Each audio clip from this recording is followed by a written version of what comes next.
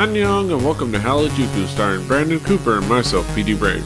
This is episode 50, Times They Are A-Changin. Enjoy!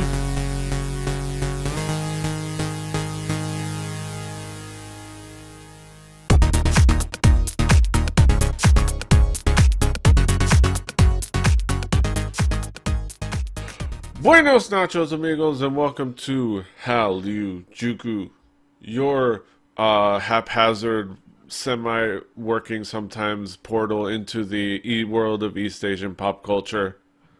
I'm Petey Rave. Here with me, as always, is none other than Brandon Cooper, aka King Kaz. How you doing, Kaz? I can't make words! I'm doing exceptionally well this weekend. We got some good episodes of Running Man. The Genius is going, which I have not watched yet, so don't spoil it for me, anyone out there. God damn it. I know it's my own fault. And then, other than that, it's just been a pretty good week. We're coming off the holidays, heading into the big holiday season. Me and PD survived Black Friday, being people who work in retail, so... Yes, barely. Right. Barely. Survived. No one's dead. Yes, that we know of. So all in all, real good things. And of course, we're gonna check in with each other on what's new and what's got our attention this week. Kaz, what's new with you this week, East Asian pop culture wise? Someone got their fat ass out of my chair and went shopping, and I bought kimchi and other cool, delicious Korean delicacies and foods. Mm-hmm. Gotta eat your kimchi. Also, don't shake your kimchi and then open it near your keyboard because there's a lot of juice in there. And it will go everywhere. It's fermenting in there a little bit, you know? You gotta remember that. I still want to experience making kimchi and then like actually burying the pot and whatnot, you know? So that's an experience. I think there's even to a point where you could just insta-make kimchi, like, you know, it's just kind of the stuff that it's soaking in, yeah, and all that. And I know it looks gross for those out there who aren't used to kimchi. It looks like a brain in a jar, but it's just it's just pickled vegetable. This one happens to be made with cabbage and a few other things, but it's really mainly cabbage. In spices and a brine, and the kind of traditional way they do it is they put it in a pot, bury it in the ground for a while, leave it to ferment, and then they put it in a kimchi fridge. Right, and then you keep it refrigerated. So it's actually for those. It's delicious. It can be an acquired taste, but it is a delicious side item on your plate. Oh god, yeah, no. For those that haven't tasted it, it's spicy, but it's like super refreshing. Like really good kimchi is like refreshing. Like it's such a perfect side dish because of that. Like it has a kind of really good spice while still having like a clean taste. That kind of like it makes a for all for a dish that's spicy, a good palate cleanser sometimes. Like you eat something and then you eat a little kimchi. Eat something else, you eat a little kimchi. Yeah, that's perfect. Yeah. Gotta love some kimchi. But yeah, some other random new thing for me. Chrome Entertainment I love me some crayon pop. So therefore, I'm inclined to support Chrome Entertainment. Chrome Entertainment started doing a kind of an overall Chrome TV because they've done Crayon Pop TV. I think they've done they were about to. They halted it, but they were about to do season 3 of it with Crayon Pop TV. But now they're doing the Chrome Specialty Magazine, or I guess Chrome TV, or whatever it is, where it's going to be, what's happening around Chrome, and it's actually kind of cute and fun, and they do, little reports, and they follow around, like say the first episode, they followed around Strawberry Milk, Dagiuyu, around their, a day in the life, which was fun, and the second episode, they actually chronicled Gina's ping pong skills because apparently she's a former she was super skilled and went to the quarterfinals in a competition once, and actually they chronicled her like go through and like kicking dudes' asses and ping at friggin' table tennis, and it's like kind of fun and funny. Of course, Gina Mhm. being from Bob Girls, of course, like everybody knows that. uh, yeah, but it's just super cute and fun, and you should check it out. It's on Chrome's YouTube page. They have both episodes. Crayon Pop Me Subs is apparently taking on the order of subbing them, and they're pretty fantastic at subbing. So keep an eye out for that. Check it out. It's fun. But yeah, Yeah, that's pretty cool. yeah, it's super fun. I always love those things that give you a little bit more look at the fandom in a really good way. How much I used to talk about 2NE1 TV Yeah, and the interstitials of Big Bang TV in the yeah, middle of 2NE1 TV, which just meant anytime they turned the camera to a Big Bang member, the thing in the corner would change from 2NE1 TV to Big Bang TV. yeah. Or like So just don't to go GD looking TV. for right, or just the GD TV. So don't go looking for Big Bang TV. Just watch 2NE1 TV. Yeah, so much But fun. yeah, I always love that kind of stuff. It's really fun and silly and it's a great little kind of thing for like if you're a fan of something. Or yeah, or like getting to know the people that you might be a fan of, but you don't quite know them as well. You get to know them a little better, and it's fun. But yeah, speaking of fun music, fun music artists. Let's talk about music. Kaz, what music has caught your attention this week? What's new with you with music? It is a lot of it's a great week for fucking fun ass music stuff. So I'm gonna start off with something a little bit old, still from this year. A band, well, a group who is a favorite of the table here of podcasters, which is only two of us. Yeah. But happens to be FX and their song from this year's album Red Light, which if you're into competitive gaming like me, playing StarCraft, in League or HOTS or even Hearthstone or whatever, where you kind of hear the same music over and over again and the same sounds to the point where you just don't need to listen for the sounds and the music of the game and you want something to play over it, K-pop is a really good thing for that. And FX's Red Light is such a hype song. Like, it just gets you in the mood to go out and fuck someone up Yeah. in a video game. Yes. Yeah, it's a fun song. I remember we dug it when it came out. We talked about it when we talked about the album, and it's just a fun song. Like that whole album is good. Like it's Yeah. I don't know if it quite reached pink tape for me, but Yeah. it's still like on its own a really fantastic record, fantastic album, and it's just some fun songs on there, and this song included, and also we're highly anticipating the Amber solo. Uh, we got to see how. Oh yeah, yeah, yeah. Yeah, yeah. We got to see what it's like. We don't know what the concept is. Is it gonna be sexy concept? Is it gonna be cute concept? Is she gonna get ratchet? Is she gonna get ratchet? I mean, this year has been primed for ratchetry. Uh, so Yes, it has. who knows? Amber can pull it all off, and like no other. Uh, uh, but yeah, Yeah. I gotta Um. love FX. So I'm gonna do my Kaz here, right? And talk about kind of the video in this. I love this video. I love the whole art concept behind this video. I love the choreography, and there is like not one part of this video that doesn't work for me. Um, it all just works so well. And it seems really random, but there's the dance part, there's the like super art part, and then there's the part that goes along with the video itself. Hmm. Um, and I love all of it, and it's kind of a mashment together, Yeah, because the song itself takes so many different dips and turns and how it's arranged. So the random styling of a K-pop video fits this song really, really well. So it's hmm just one of those things that I love. hmm It's, it's just a shame that we didn't get more promotional activities for this song. Oh, the SM drama this year. But let's not get into Yeah. that.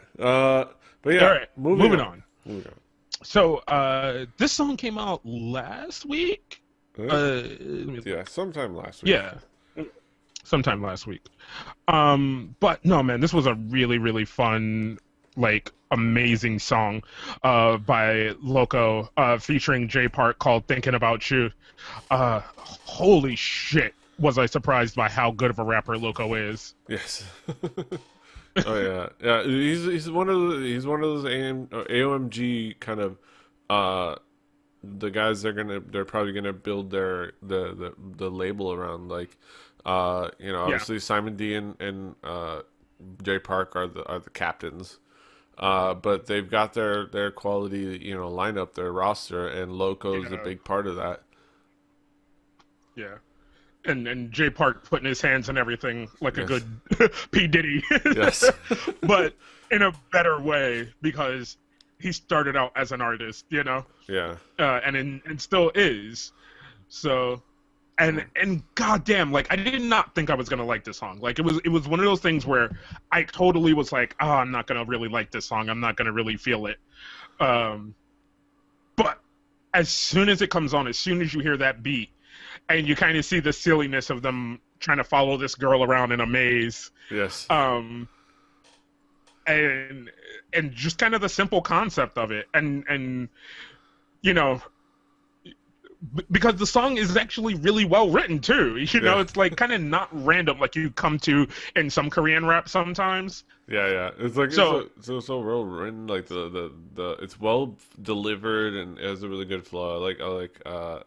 It's AOMG has a solid roster of guys. Like, uh, yes, they have their moments. Where they start to tippy toe into the try hardness. They kind yeah, of you know uh Jay Park is from Seattle, not Compton. So he's not immune from saying, yeah, you ain't about that life. But hey, you know what?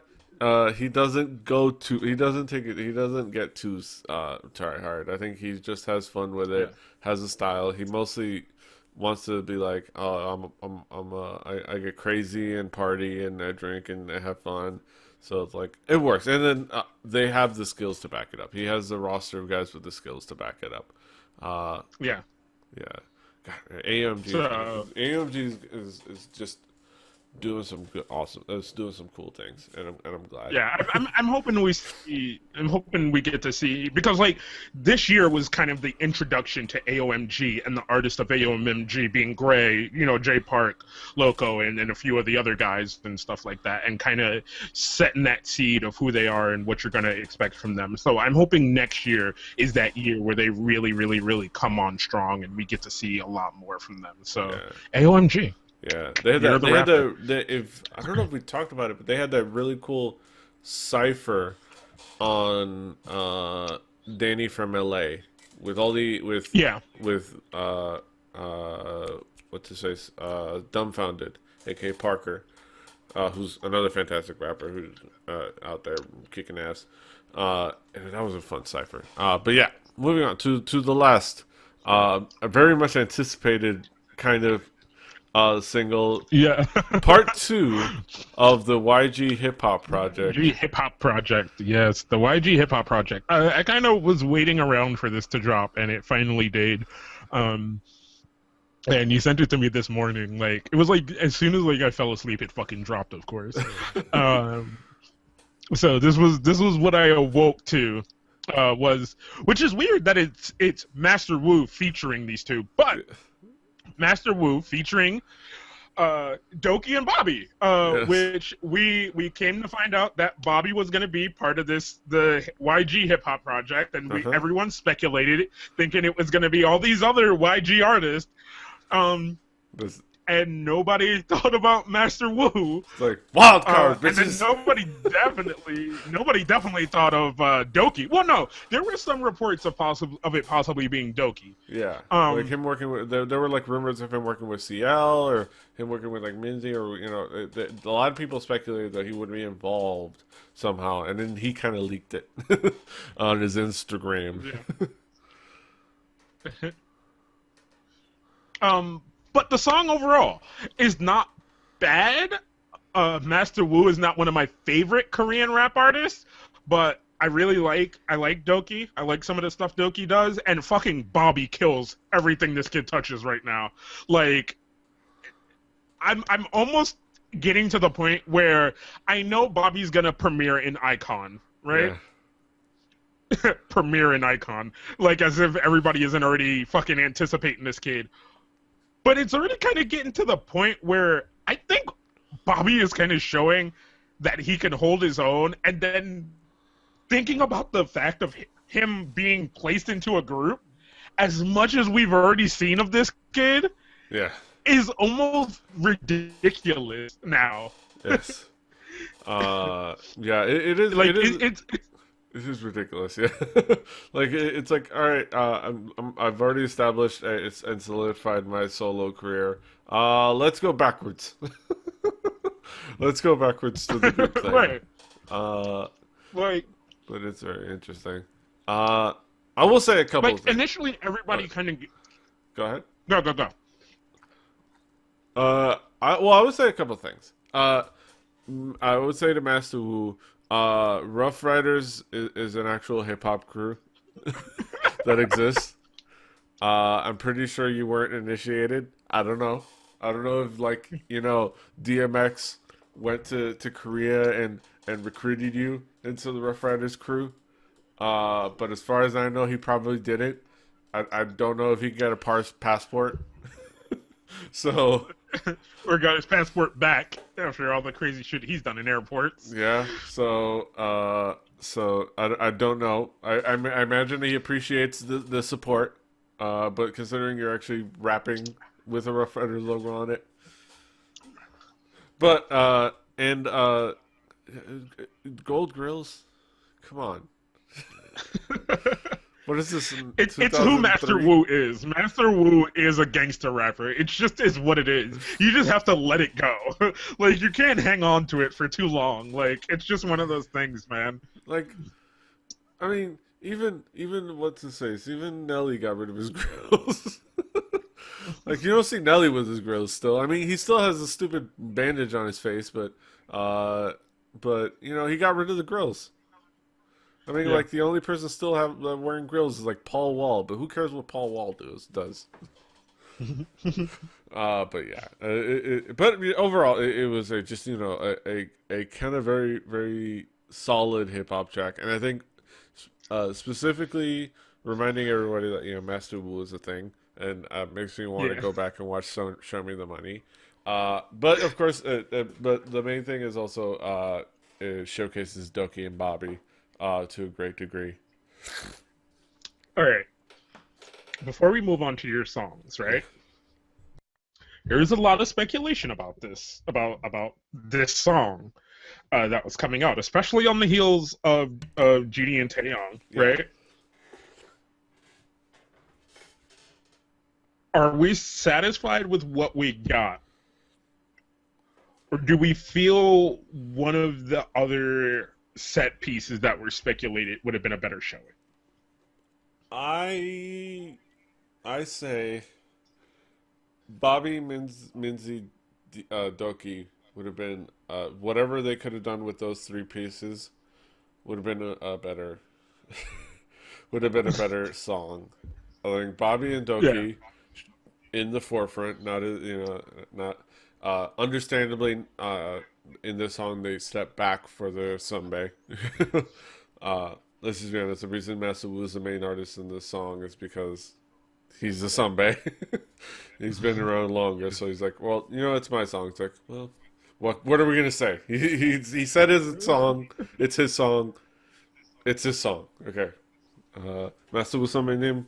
It's your song. But with Doki and Bobby kind of showcasing their skills and Minzy providing the vocals and the underlaying, for the song, kind of doing that. I mean, I guess it's something that it's already being done around other places. Male female vocals with the rapper. Male rappers with female vocals. I guess it's something that's already being done. So I guess I appreciate that it's not another one of those, but Hmm. maybe I don't know. I don't know. I would have liked to see that and wondered what that could have been. Mino, I don't know, as another option, but I'm not. I don't know for sure if those would have been better though. All right. I mean, I don't know. I'm just kind of speculating. Yeah, Like, yeah, we don't know for sure, but they could have been. I think a different. It would have been a different dynamic. That probably would have been a little more conventional. And like this one stuck to more of being all right. This is the YG hip hop project for a specific reason. It's the hip hop project. So let's put three MCs out there, and let them go. You know, and that's going to be hmm the hip hop project. And I think the fact that they didn't put a crutch of a female vocalist in there, for the more pop feel, I think was actually kind of commendable. I understand that. I all right. understand the Yeah. thought process. But I still would like to have seen a couple of the other possibilities. I still have this dream in my head of Bobby, Mino, and Top like Yes, on a track. Like, yes, yes. oh my Oh god. yeah, oh yeah. That Um, might have been really awesome. I'm still wondering if GD and Top would have been, and the GD and Top. I want more GD Top. I think did you see the thing, the little interview yeah. GD The had where he was and like, I saw the Asian junkie that kind of more or less broke it down to what it really was that GD likes Taeyong better because Taeyong's is more follows him and doesn't tell him that his ideas are bad. Like I think there was a let's see. All right, I love this one. It's like and it's great because he breaks it down. This is where is it? All right, so yeah, buried one of the comic catacombs. So it's like I said, Top is the guy who would tell G Dragon, "Yo, I don't think smothering ourselves in our own feces is fashion, and then trying to be thugs is a viable idea." Thus, they were great. But Taeyong is like, "Okay, Opar," and that's why GD likes him better because he'll just like, "I wanted to blah blah blah. This dumb idea is like, okay." And Top is like, "You're dumb. Stop it. Keep this simple. Let's do this. Simplify the fashion, and let's make a rocking track." And then they make an awesome track. They make GD on Top, mhm, which is a fucking awesome album. Like, because right. they balance each other out. All right, but moving on from stuff we wish we had. I'm gonna continue the rap flow. You're gonna pass the mic. I'm gonna continue the flow. Uh, to a track that I kind of just found on our K-pop came out more than like 2 weeks ago, but I just like seen it on our K-pop. This rapper that I'm not familiar with, but intrigues me, called New D, or Yeah. Nudie, or I don't know. Uh, I was intrigued because it was a 19 plus video and his name was Nudie. But turns out it was just a fantastic rapper with a nice simple video, showcase video. Uh, it was a song called Insane, and this is actually it intrigued me. Like at first I didn't know what to make of it, but the beat drew me in. The use of the Gaia Goom, like the fact that I'm surprised more Korean artists don't use the Gaia Goom more often in their beats because it's just a cool little dynamic instrument that you can throw in there. But like the throwing in the Gaia Goom and the claps and the kind of the way the beat worked, and then him as a rapper was pretty solid. Like his flow is pretty interesting. Like the way he kind of verbalized was pretty interesting. I don't know. It's just a really cool little track. What do you think, Kaz? Funnily, I thought a lot of the same stuff. Like at first it was kind of weird, but then as I like listened to it like again a second time, I was like, wow, his verbalization is really interesting. Like um it kind of 잘 reminded me of 돌아간다. Gary a little Look at it. faster. Like kind of Gary has this kind of talk tone to when Yeah, he raps. Um and it kind of reminded me of that in a sense, but not as verbalized. Like fucking, like Gary's verbalization is fucking crazy. Yeah. Um, But yeah, but his was really good. yeah. It is a fun little rap song. Like the instrumentation is cool and interesting. Like the mix of it all is really fun. Uh, it's just a really cool track, and more solidifying. Not that You're the Rapper is not only for the top labels and the top artists. Yep. Other artists out there are doing their thing too for hashtag Year of the Rapper. We're all contributing somehow to the movement. But yeah, just a cool little track. The next track that caught my attention, a new joint from the Classic Y project. Of course DJ Yeah. Classy's thing, DJ Classy's group and that where he showcases his skills. Classic Art Project with I'm gonna have to look at the docs for the English translation because it's not on the YouTube. Think About You, another song called Thinking About You, uh, and it's exactly what Classic Art Project does better, but does best. Really depressing OST ballad songs. Yeah. Uh, and it's really, of course, that well done. The kind of dreamy, moody, electronic tinged sound that they do really well. It's that sound that we loved when we talked about My Lovely Samsoon. That we talked about with the previous song. There's on the show. It is just really cool. Yeah. Like I love their ballad work. It's so fucking amazing. Like it's the type of shit that makes you cry like a little bitch. Like it's just so good, man. Yeah, it's a little tear. Like I'll get you in the mood. And like, I had to see this movie because it's like I was like wondering why this elaborate plot was happening, and I was like, oh, it's from a movie, from some movie. I was like, wow, these are good actors. Uh, but I guess, but yeah, it's interesting, and I gotta see what the hell this movie is. But yeah, Classic Quiet Project always knocks it out of the park.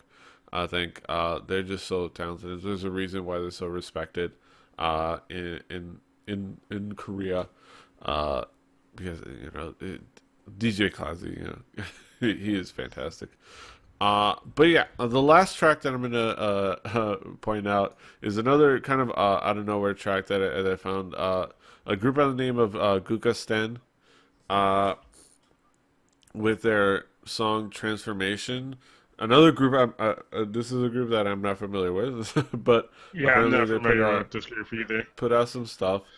And to say this was kind of out of left field would be an understatement.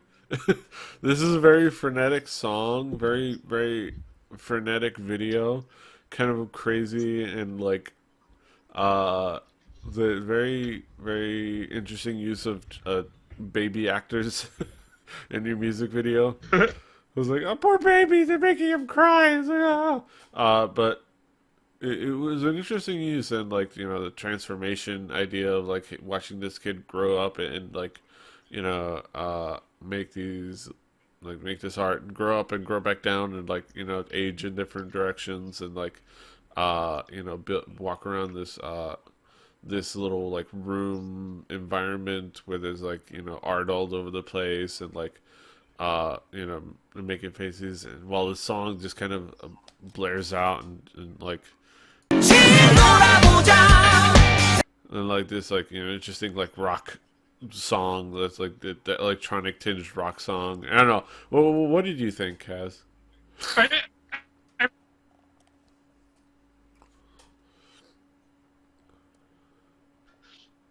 the song was really cool, and then like the kind of silly, fun visual. Like anything with kids is always gonna kind of get a pass, you know? Like, because kids are fucking cute. So you're like, oh, kids are cute. What do you want? Like, Yeah. Um, so there really wasn't much to say bad about it. Yeah, it was a really fun video, and the song was actually pretty cool, and it had a cool style to it, and it just it got my attention. It was like random stuff when you're kind of wandering through, and I feel appreciative of our K-pop for not just posting the community over there, not just being about oppas, not just being about their oppas, because I think it's a different community in our K-pop, and that's just really cool. Like they're like more of my people, and they post about different stuff in East Asian pop, different stuff in like Korean pop, like this stuff, and like the cool Korean hip hop, and like lesser known artists, and like I appreciate the kind of going through and the stuff that they kind of turned me on to, which is cool. Uh, but yeah, music. But yeah, that's it for our music. We're gonna Yeah, an transfer. awesome week of freaking music. Yes, yes, some new songs that we're Brought looking brought to forward you to. by Kimchi. Yes, brought to you by Kimchi. Uh, we're gonna go into our headlines, so join us over there, won't you?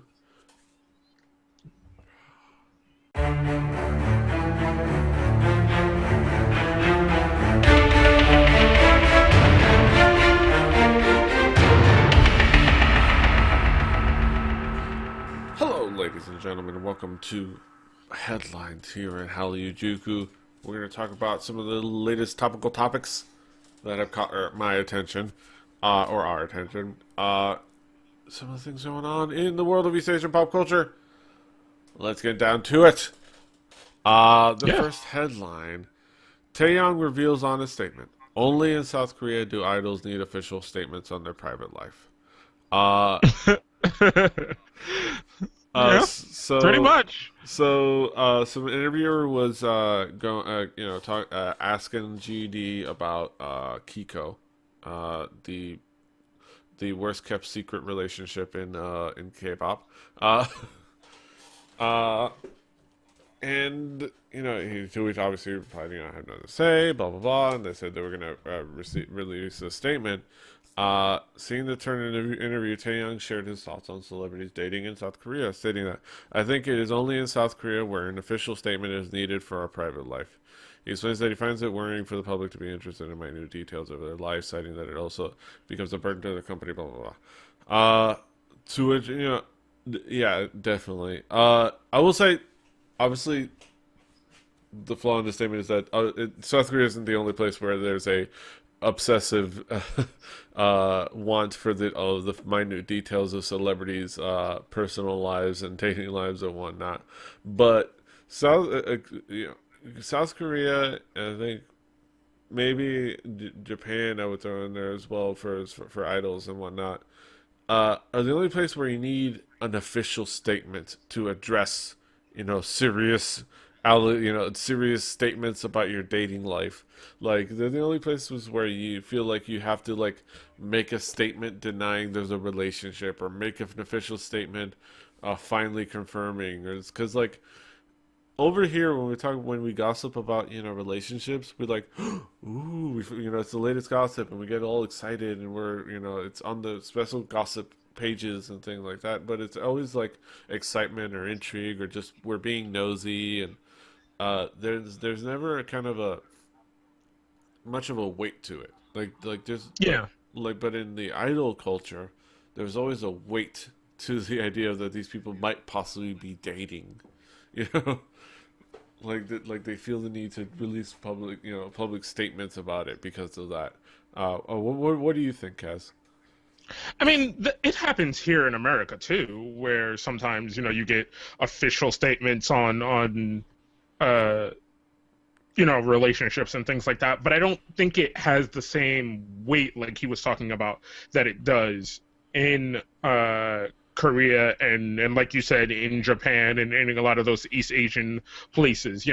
Where even it could be a detriment to the company, Yeah, as weird as that may be, like to think that, but people feel that way. I don't know. Like, It's a little disconcerting, like that it has to be with that approach. Like, it is not to say that we're better, like we're that much better. Like we in America we do have an obsession with the details of our we do idolize celebrities in a certain way, and yeah, we do it in a little more positive light, but we still kind of over we do that a little bit too. I think the important distinction, I think I agree with Taeyang that only in South Korea do they need official statements. Do they need official statements? But I think the statement. I think I will say that there is a caveat of like it's a thing that we all need to work on with our over obsession with the minute details of celebrities' life everywhere. But yeah, it's an interesting observation though. I mean, it's one of those things that like we don't talk about. Like, I mean, we talk about it, but usually it's in mention of like, fucking get over it. Like, why do you care if he's dating her or they're doing this or this, that, and the other? And like, usually one of us is really angry about it. Yeah, Uh, there's an episode called the Netizen Rant because I went a rant on yeah, netizens. I went on a rant on netizens. right. Like to a certain extent, right? And this is across the board with anyone who's famous, any actor, any singer, any professional video game player, except for one. I don't care about their personal lives, except for that one professional video game player that I mentioned, who I probably would stalk if given the chance. I mean, there's the one streamer I'm planning on proposing to, but outside of that, you know, Right, right. I don't care about their personal life. You know what I'm saying? Like it just makes no difference to me that that is a thing. Like what they ate that night, who they went out with that night, or what they might be doing, unless it has anything to do with working on the medium in which I care for them about. I don't give a fuck. or if it's like fun anecdotes that they willingly share on like talk shows or on like fun discussion variety shows, like fun anecdotes about their lives, that are funny and kind of give an insight of who they are. Those are fun, but I don't need those. Those are fun, but I don't need to know about every day of their lives and and their dating habits. Like it's fun to gossip. Right. Gossiping is fun, but like if I don't find out about their dating lives, I can live. I don't as much as gossiping is fun. Like I think it's something where it's not going to change. We just hope that we can keep it as benign. We can keep that culture and that approach and that kind of that feeling as benign as possible because it's always just gonna. I think we almost have to admit it's always gonna be there. But if we can keep it as benign as possible, we can at least avoid negative impact on these human beings' lives. But yeah, come on, get over. Just stop obsessing over. GD's dating Kiko. Whatever. They seem cute together. They're both attractive. They go on, they do their thing. Good for them. But yeah, moving on, like we all should. Uh, Next up, to more about complaining. Celebrity talks about hardships. People use it to whine about their lives. So I guess we're just gonna keep talking about the same thing. A bunch of people on the internet are offended that Boa talked about the hardships of her life, and so Boa talked about how the fact that she's never really stopped working from the point of when she got into business till now, uh, and more or less in the actual way she was saying it.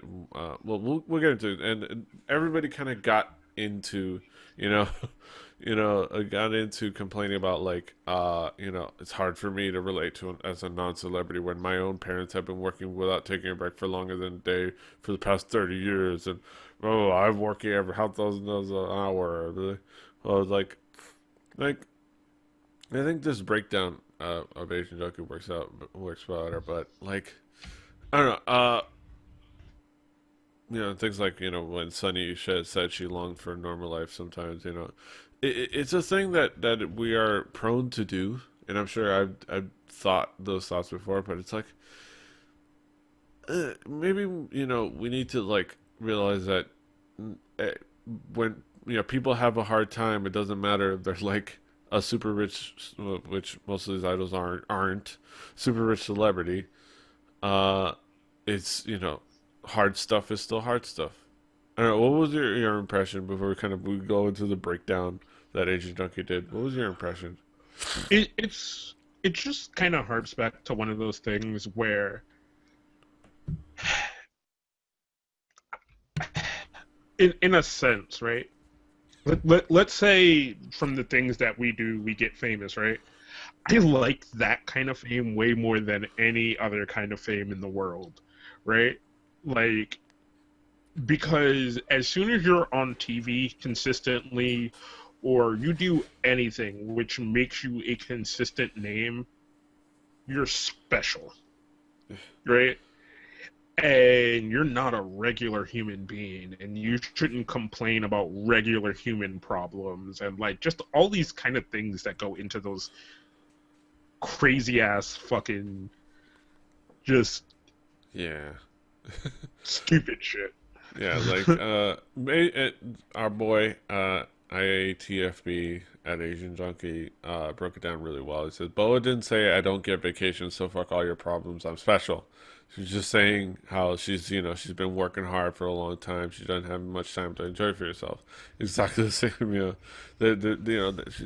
it's like yeah, money. What the hell is the point of money if you don't have time to actually like enjoy it? So it's like uh, um, and then she's not making some serious statement. She actually laughed about it because like she was just kind of making a comment about like she said she asked should I work like a cow, and then laughs. So like she's just saying I've been kind of working at this for a while, and this is crazy.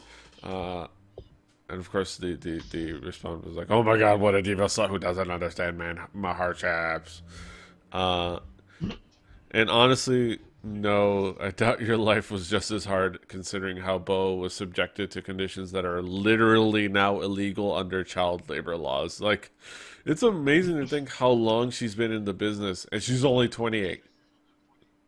I Right. just realized, like, I looked it up, it's like, she's only 28?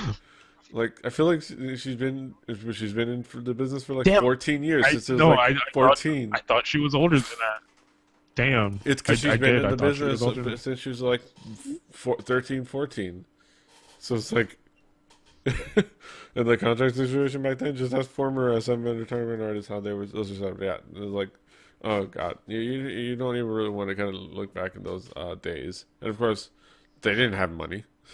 God, I can't imagine how long it took before she actually had any money. Like uh, we're going to talk about some about debts and whatnot, but it's like no, you didn't have it as you don't have it as hard. I doubt it. Like unless you really like she's been working since she was like a teenager and working hard, like a full-time job since she was 13 years old. Like she's busted her ass, and the idea that she's could want to have some little time for herself is normal and human. You know, damn it, Hmm. damn it. Ah! Yeah. I don't know. I I'm mean, lost right. it's the same thing we've talked about time and time again, and it's not going to change. People just they just don't have the understanding that they should for these kind of Yeah, they things. don't Like understand these are it human just beings. isn't. Like, it's just like, and again, goes back to why I hate the word idol. I mean, it's dumb to get obsessed about a word usage, but that's why I hate the word idol. Like, these people aren't idols. These are performers, singers, sometimes songwriters, but singers, actors, uh, MCs, and you could. There needs to be a better word for that. That jack of all trades uh, genre of K-pop or J-pop, where the point is that you kind of can the, train them for all things, and then they could specialize later, like a Pokemon. Like they're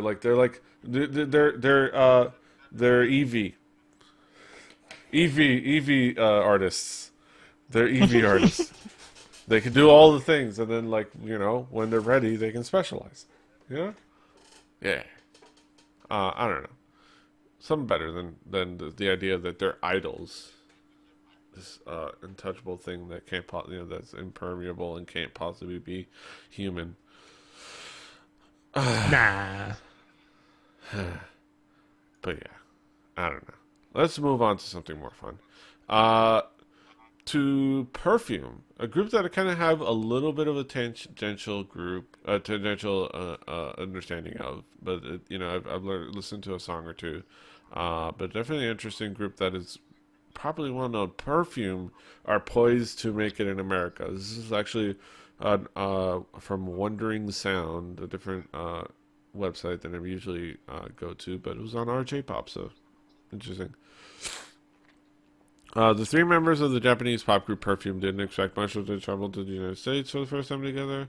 Uh, they the trio of Yuka Kashino, Ayaka Nishiwaki, and Ayano Omoto had become staples at home but hadn't made a mark outside Japan until Pixar's chief creative officer John Lasseter selected one of the songs to appear on the soundtrack of his Cars 2. They were featured in a brief scene in an auto-centric version of Tokyo. Uh, and this article kind of goes down into interviews and some of the people that they've influenced over the years, and kind of goes back into their history, which is really interesting because how they kind of started out a while back, and how they were kind of at the point where they kind of made breakthrough. They were kind of at a make it or break it kind of point in their career, but it worked out. Like they were their last project before they were gonna just finally be dissolved. They kind of really broke out, and they also go into some of the artists that have been influenced by them, like Passion Pit and uh, other artists like that. And like this is an interesting look and an interesting op-ed on the idea of a J-pop artist making it over in America. Uh, what impression did you have of this article, and what thoughts did you have reading this? Um, it just, I don't know. It's not surprising. I've heard of Perfume. I've never really followed Perfume, but it's always these groups that you don't really know much of. That kind of instantly make you go, wait, what about this person? What about that group? And then you're like, oh, okay, and you're like, because they're talked about in the article. They talk about Kiri Pamu Pamu and Yeah. then kind of some of these other people and things like that. And then at the same time, it just goes funny to show that they had a lot of hard work and kind of this like chance thing that made them popular, and that all these other things that kind of led to their kind of in the background popularity that then led to their bigger popularity. But then you think about something like um oh god damn it, I had the name in my head, now it's gone. Wait, it's coming back slowly but surely. God damn it, you covered it on Record Breakers. What the fuck? Baby metal. Baby Metal, right? And just kind of how that is designed, and then it just is kind of instantly. Yes. Yes. Yeah, like the instant popularity of it all. Uh, it's one of those things where obviously it's a fluke, and if you make it in any market. But I like the idea of that there could be a J-pop artist that wants to grow themselves out of the Japanese market, uh, and do so kind of by staying decidedly Japanese. I mean, at this point in our life cycle, right? And the many times that they have been popular here in America, and if they just grasped it, could have been even more popular. fucking AKB, right? Yeah. Like, how many times in passing conversations have you just heard somebody talk about AKB and you're like, wait, what? How do you know what that is? Like what? Excuse me? Like, you know what I'm saying? It's almost like Girls' Generation. Like when you talk about K-pop, everyone knows Girls' Generation, Because they make you but feel the heat. right.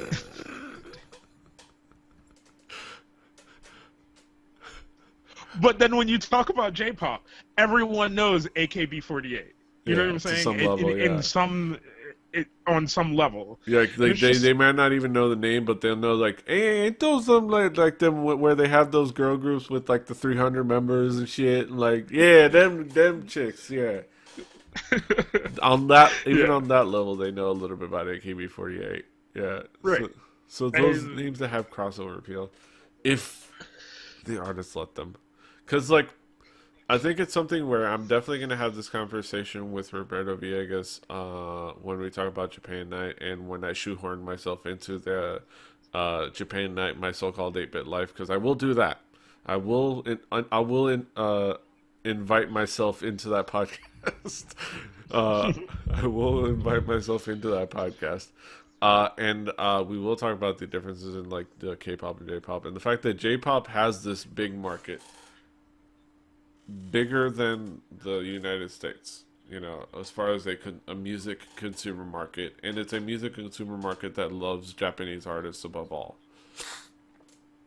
But yeah, it's only a certain size. Like, and they become reliant on that. Like they just become complacent with that. Like, oh, we have a big market, we can just be here. But that's not growth. That's not growth. Like you can with like growing outside of if you do it right, growing outside of your market. Where like American pop artists, do they stay in America and only do tour dates and album releases in America? No, they go to Japan, and for no good reason. And they go to Korea. And they go to all over the world because the more people that buy are around and willing to buy your music, and the more people you can kind of try to convince to buy your music, the better. Growth. Growing your market share all over the place. Not being complacent, not staying still. So good for Perfume. And of course, good for Carrie Prime, who of course is going to take over the entire world, as we said. Her rule will be swift, steadfast, firm, but adorable. Thank you, Base Caddy.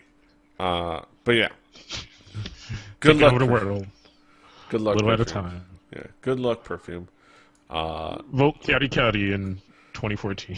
Yes, No, wait, hold on. It is that's all. 2014. It is 2020. Caddy 2016. World president. Yeah. Well, we'll have to. I think the world president elections are going to be for a while. So vote Chiari world president 2022 Yeah. or something like that. I don't know. 2020 Super Baseball 2020. Uh, but yeah. But that's it. Moving on to good luck, Perfume. But moving on. So 2014 is not letting up with the craziness, and we have our couple of big main events now. We're getting into the big meat and potatoes of the articles and headlines. Uh, let's start with this. Rookie singer Megan Lee has contract dispute with agency 6 months after debut. Uh, just 6 months into her debut, rookie singer Megan Lee has run into problems with the agency's exclusive contract. She submitted a request. Submitted a request for an injunction on her contract with Soul Shop Entertainment, which is, of course, for those that don't know, the agency run by God's Kim Tae Woo. Uh, a source from Megan Lee's camp stated that the contract is unfair, including issues with breach penalties, the agency abusing its power to put down unfair terms, and the agency unilaterally setting a schedule for the artist without consulting her. The huge. Uh, Hmm. we had set a schedule abroad with permission from the agency, but the agency then went ahead and signed a contract with the musical All Shook Up on their own. They used Megan Lee's bank seal without her permission, which is like, wait, who's gonna have your freaking bank seal? And then that made me realize, oh, that's when they were talking about TVXQ's lawsuit when they said their contract kept getting renewed without their permission. Oh yeah, it's because they use bank seals. They use the stamps. Not they don't sign. Use the stamps. If somebody else could have your stamp, and they just stamp a contract for you. And Mhm. like it's like okay, uh, but yeah, Soul Shop Entertainment released an official statement the following day, basically kind of breaking it down. As the kind of the drama went on, they made statements about being verbally abused by Kim Tae-woo's wife. You know, kind of almost kind of the usual stuff you expect. I think the notable thing again, this isn't. I think the normal thing is like this sounds like just another idol has dispute with agency, but Megan Lee's not an idol, and this isn't a big agency. This isn't SM. This isn't even TS Entertainment, as we're going to talk about in a little bit, or Star Empire. This is Soul Shop Entertainment. This is Kim Tae Woo's little boutique agency, and Right. there's a lot of things going back and forth, of course, like it always is, and a lot of it is biased, and we don't know the exact details. But what speculations do you have, Cass? I think I think it's the use case of what agencies are used to being able to get away with, Yeah, and and then an American artist is like, huh, yeah, like it's what they're used to getting away with and the way that they're used to working, whether they mean it in a bad way or not. Like it's just what they're used to. So it happens to be one of those things where it's just like, oh, this person's like, oh shit, like oh, okay. Like, it's just weird for everyone involved. You know yeah, what I'm saying? At a certain point, and you have these moments where you're just like, okay, no, like, and somebody's like, no, you can't do that. Like, no, that's not cool. Like, you can't do that. Like, that's not what you're supposed to do. And they're like, but this is how we do business. yeah. Like we don't know any other way. Yeah, and I think at the end of Asian Junkie's article on it, he kind of summarizes it fairly well. It says, the public honestly still doesn't know much about this since all we have are biased statements from people who benefit from said bias. Obviously things going back and forth. That said, judging on what's been reported so far and what each side does and doesn't choose to address and or refute, it really does seem like Megan Lee simply found a credible opportunity in America and was pissed she couldn't get a chance to go for it and was stuck in Korea doing a musical. This is especially true for me because she already has quite a background in the States, and it seems like her Korean career was more opportunistic than anything else. And he kind of offers a little bit of insight. Says that when he worked for a different website, he used to get emails all the time asking to promote her YouTube channel. Which is not wrong. It's her getting her word out, but uh, it does kind of color his opinion on kind of where her approach to having a career in Korea is based on. Which is, there's nothing wrong with that. She saw a more immediate opportunity over here. She speaks the language, and she thought that. But then, she had an opportunity in America, and it's just like, there's a lot going back and forth. The truth could be a lot of things. It could very much be like she had this opportunity in Korea, but then like, oh, I have this opportunity in America in a relevant market, and be like, screw you, relevant bitches. I'm going over here. like, and kind of, and this could all be spin, but we don't know. And there's a lot of things going back and forth, but like. It's like again with the following. We're gonna talk. We're gonna jump into in a minute to the next headline. It is another chisel into the status quo pillar of how things are done in K-pop. Like another thing was like, hey, that's not cool. Like somebody else actually finally going, hey, not so much. And I think it's starting to accumulate where more and more. It's not just hanging, and it's not just JYJ. It's like it's Yeah. been all these people this year, and then now it's God Megan damn it. Lee, and then now we're moving on to the big one, which was all six B.A.P members allegedly filed a lawsuit against TS Entertainment. An exclusive report by Exports News that has been released stating that the six members of B.A.P are suing their company for nullification of their contract, according to legal sources. The members allegedly submitted the lawsuit to the Seoul Western District Court. Uh, According to the report, the submitted suit claims that the members' contracts with the agency are unconsiderably advantageous to the company, unfavorable to the members, as usual. The Hmm. usual. Uh,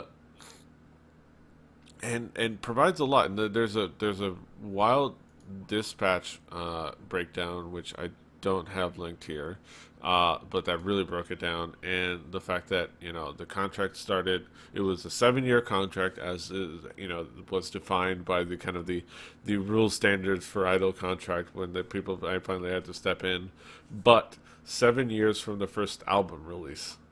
Uh, and they did their best to delay actual album releases, uh, but it goes back to kind of BAP has been going nonstop since they started, and it's really coming to light that it was not a good thing on their bodies, minds, or souls, and the company didn't really give a shit about that. like Of course not. like Like, why would they? This is K-pop, bro. yeah, and Work till you drop, man. Like, that's what it is. yeah, and yeah, Dispatch, and I forgot to include, and A-Changin does include a cool little article, uh, and they broke it down like they refused to pay for hospital bills, uh, like if they were WWE or something. Uh, they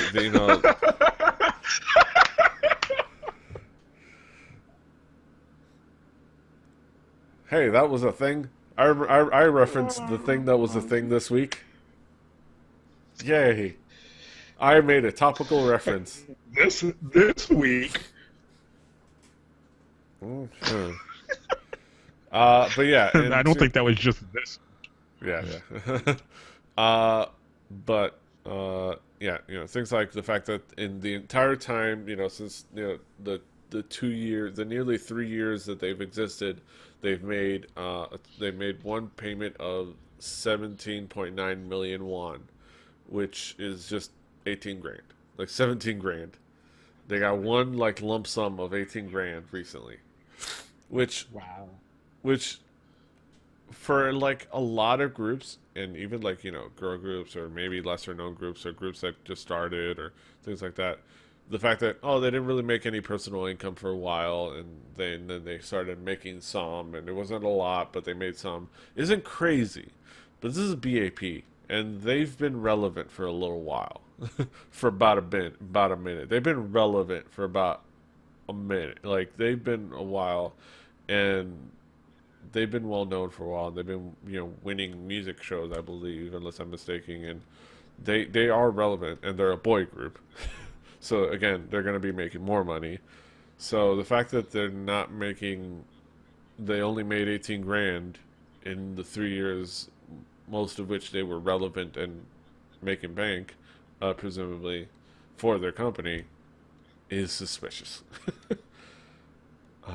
Especially if you know how much they groups make for like public events and TV appearances and whatnot. This is there's a lot suspicious about this and a lot fucked up again, and we're talking about this again, and it's crazy, and especially for a group we like. I don't know. Well, what did you think, Kaz? I mean, I hold BAP in a really high regard. So this is tough for me. Like because I'm on their side. I feel for B.A.P. You Yeah, know, like they should have been making bank, man. Like they are out there grinding the pavement. They are fucking showmen. You know what I'm saying? Because we're always talking about how good their choreography is, how good their dancing is. Which one goes to show the amount of time that they're putting into practice, but the amount of time they're getting put into practice. yeah, And not getting the reward, so to speak, in return for all that work that they're putting in is just wrong.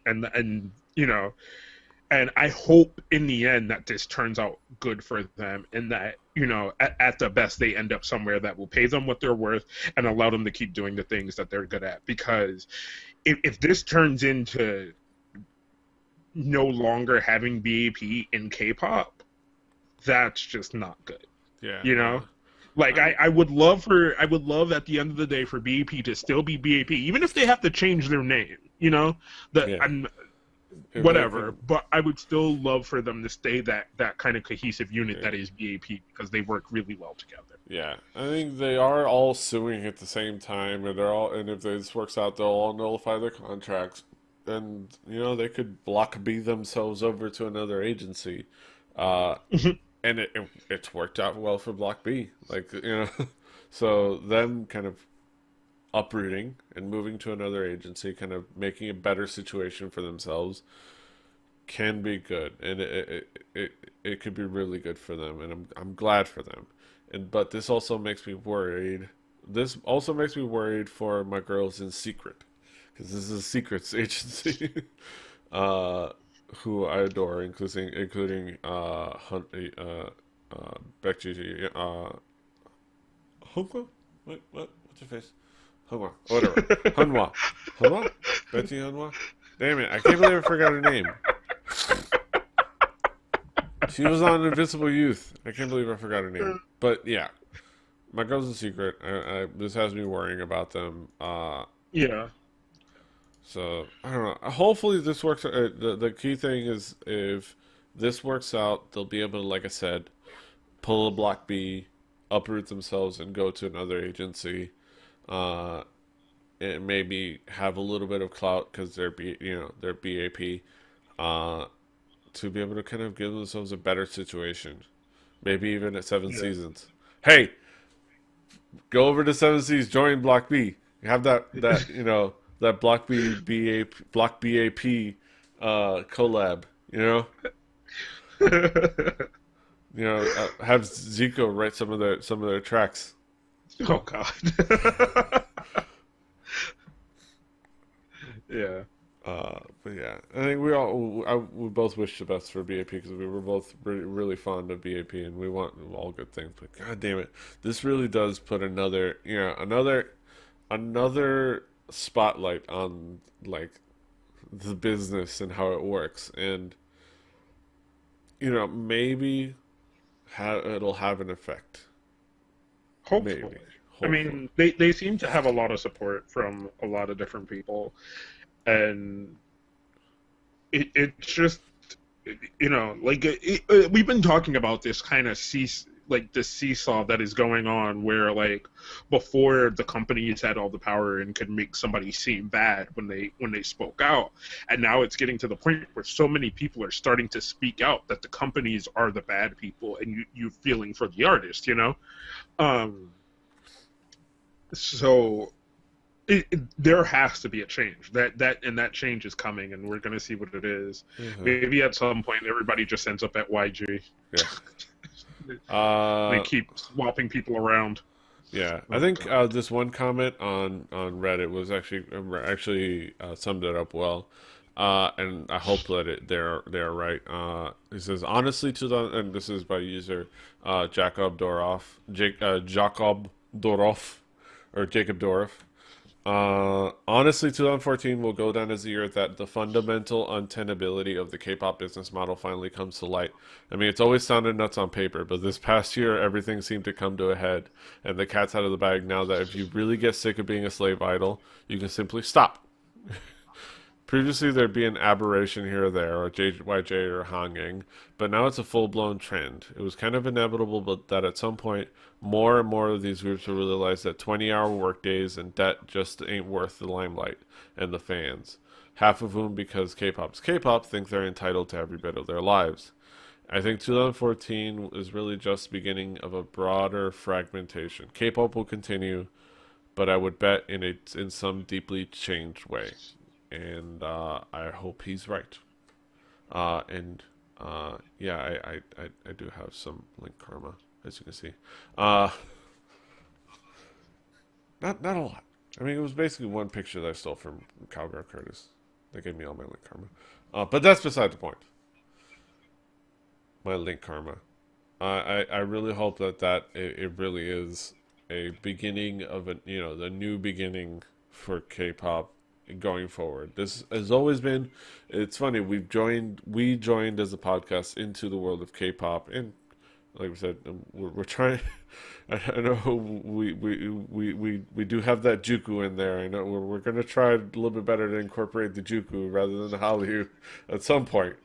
But it's just what's in our world. But we joined at a very interesting time. It's very much a transitional period from 2012 to now. This like little spot, these little past couple of years, has been very transformative in the world of K-pop for good, or for better or for worse. I think for Yeah. better, and a lot of the scandals might be even for better because if it'll be Yeah. something to like. But yeah, I think that's it. That's it for another fun episode of Hallyujuku. Another serious episode. uh, but another interesting episode. We are excited because the year is drawing to the end, and we're gonna start working on our year-end stuff. We're probably gonna have at least a couple of episodes where we kind of break the year down, and talk about what's been going on this year. Gonna probably hand out some awards, talk about our favorite stuff. So look forward to that. It's gonna be cool. Pretty soon we're gonna start doing that. And if you have something that caught your attention this year that we should cover, a group that we should cover, whether it be a standout debut or a significant comeback that you think we should definitely cover on our year-end recap, let us know, and we'll do just that. Especially if it's J-pop, because it's kind of something that we don't cover a lot of, but we'd love Yeah, to we may talk. need to hire a J-pop person because, Yeah, like, I've lost my waning interest in J-pop, and even if I did still have it, it would have been, hey, AKB is up to this, and AKB is up to that, and wouldn't have been fun. So yeah. we may need to find a J-pop person. I may have to talk to some people. I also need to go put my goddamn kimchi back in the refrigerator before it Yes. actually gets nasty. Yes. And you will do just that once we're done with this episode. Cass, what is Yeah. going on in your neck of the woods? What's going on in your world? It's not much. It's the end of the year, and it's a lot of preparing for next year and a lot of that stuff. So I'd say pay attention to record breakers. Mm-hmm. They got Yes. some good shit going. Yes. Also, when you see Brett, tell him fuck you, because Jaime is a fucking scientist, so of course he had a better fucking haiku than I did, and he also remembered to write one in 2 languages. I didn't fucking write mine at all. So Exactly. But yeah, check out Record. Check out about.me/KingCast if I pointed the right direction. About.me/PDRave. The show is at Hallyujuku. If you don't know how to spell it, I actually put it down there. So look, Hallyujuku. yeah, Just that's follow lovely. that Twitter account. Uh, Lovely. and that is, and if you're wondering about the logo, it really does say Hanryu on the top and Harajuku on the bottom. I did not just throw random Asian shit on there. I actually looked this up. Don't ever accuse me of that. But that's it. Hallyu on the internet, kpoppodcast.com. Follow us on iTunes, Stitcher. Subscribe to our YouTube, youtube.com/rebelliontv. That's it. Until next time, hasta los huevos. Mhm. Toodaloo. Annyeong. Fighting.